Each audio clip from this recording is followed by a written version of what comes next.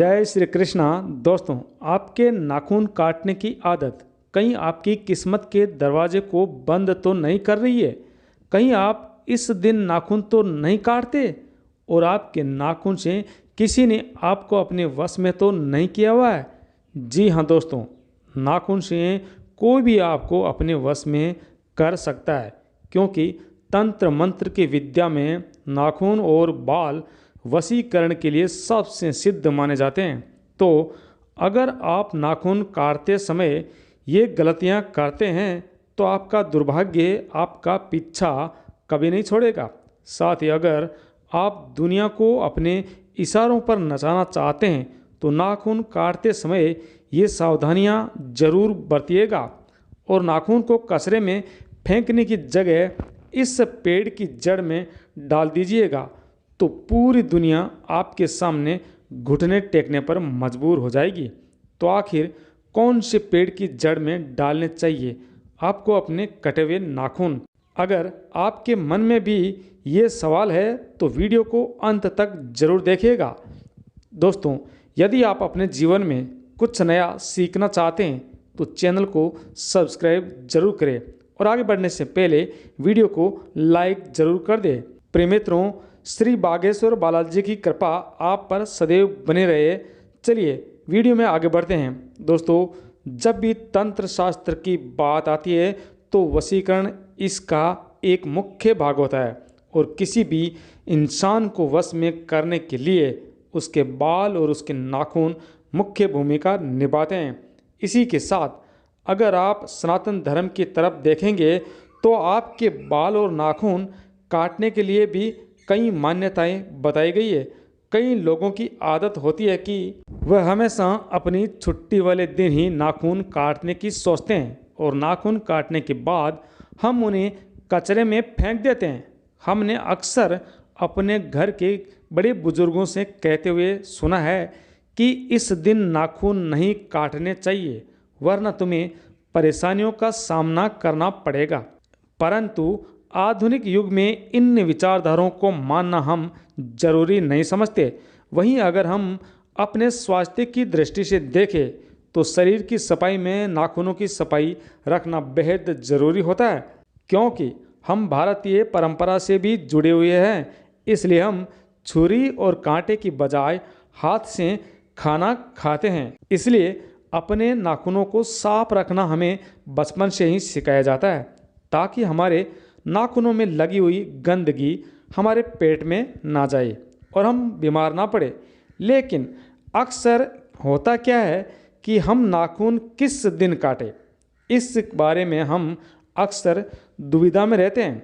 तो सबसे पहले ये जान लेते हैं कि किस दिन नाखून काटने से क्या फल मिलता है। तो दोस्तों, एक सप्ताह में 7 दिन होते हैं, जिनमें से अगर सोमवार को हम अपने नाखून काटते हैं तो सोमवार को मन का कारक माना जाता है और हमारे मन का संबंध हमारे शरीर से होता है। तो अगर हमारा मन पवित्र रहेगा तो हमारा शरीर भी स्वस्थ रहेगा। तो आप सोमवार के दिन अपने नाखून काटते हैं तो हमें अपने तमोगुण और राक्षसी बुद्धि से मुक्ति मिल जाती है। इसी के साथ मंगलवार का दिन हनुमान जी का वार माना जाता है, हनुमान जी का दिन होता है। इसलिए हमारे घर के बड़े बुजुर्ग मंगलवार के दिन नाखून काटने से मना करते हैं। लेकिन शास्त्रों में कहा गया है कि अगर आप मंगलवार को नाखून काटेंगे तो आपको अपने कर्ज से मुक्ति मिल जाती है और कर्ज से जुड़े वाद विवाद या कोर्ट कचहरी के चक्करों से भी बचा जा सकता है। साथ ही अगर आप बुधवार को अपने नाखून काटते हैं तो आपको धन लाभ होने की संभावनाएं कई गुना बढ़ जाती है। इसके अलावा अगर आप नौकरी पेशा व्यक्ति है तो आपकी प्रखर बुद्धि की वजह से आपको धन लाभ होने लगता है और आपकी नौकरी में तरक्की होने लगती है। इसके बाद गुरुवार को अगर हम नाखून काटते हैं तो ये बृहस्पति का कारक होता है। बृहस्पति आध्यात्मिक ग्रह कहे जाते हैं। तो अगर आप बृहस्पतिवार को नाखून काटते हैं तो आपको अध्यात्म की प्राप्ति होती है और आप ईश्वर की तरफ अपना मन एकाग्र कर पाते हैं। साथ ही शुक्रवार को नाखून काटने से आपके जीवन में प्रेम और कला का अनोखा संगम देखने को मिलता है।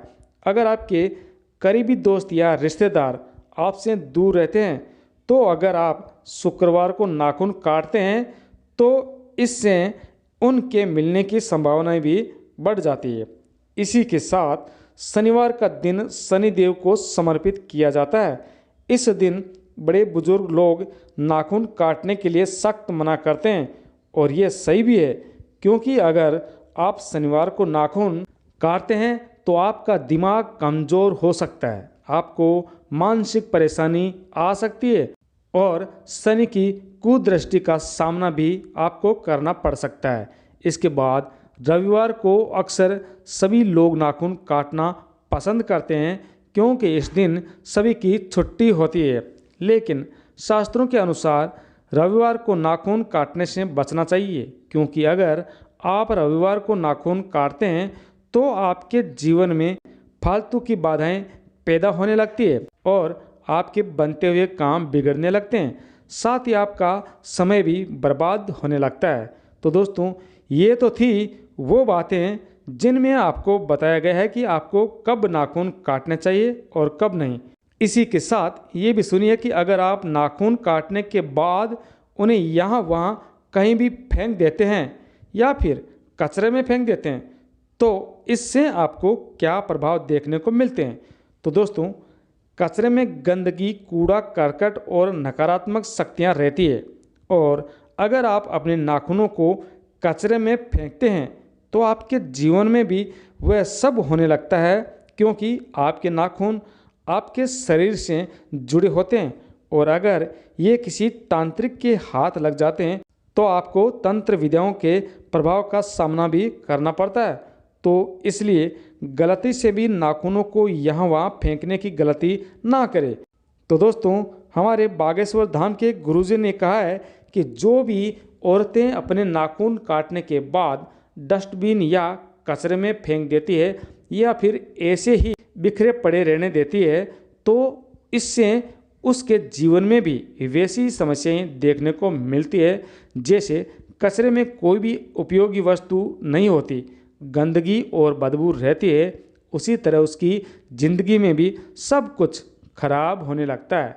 और स्त्रियों पर तो वैसे भी तंत्र विद्या का प्रभाव बहुत जल्दी देखने को मिलता है। इसलिए हमेशा हमारे घर में बड़े बुजुर्ग स्त्रियों को उनके नाखून और बाल को सावधानी से फेंकने की सलाह देते हैं या फिर घर में रखने की सलाह देते हैं।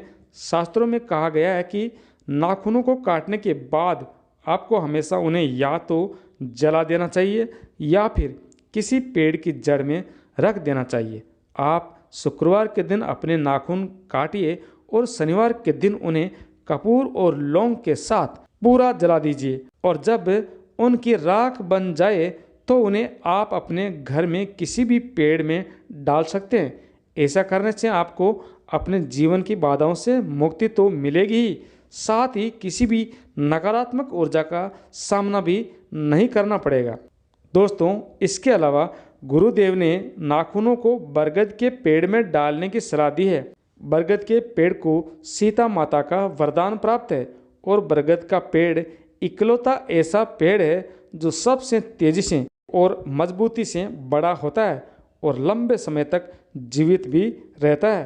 तो अगर आप अपने नाखूनों को काटने के बाद बरगद के पेड़ की जड़ों में डाल देंगे तो इससे आपको बरगद के पेड़ जैसे ही फल देखने को मिलेंगे और आपका धन भी लगातार बढ़ता रहेगा और आपकी सफलता भी मजबूती से आपके साथ चलेगी और आपके जीवन में कोई भी परेशानी ज़्यादा दिनों तक नहीं टिकेगी और आपको ज़्यादा नुकसान नहीं पहुंचाएगी। और इसी के साथ साथ नाखून हमेशा सूर्य ढलने से पहले ही काट लेने चाहिए। सूरज ढलने के बाद आपको नाखूनों को बरगद के पेड़ की जड़ में दबा सकते हैं और जीवन में सकारात्मक प्रभाव देख सकते हैं।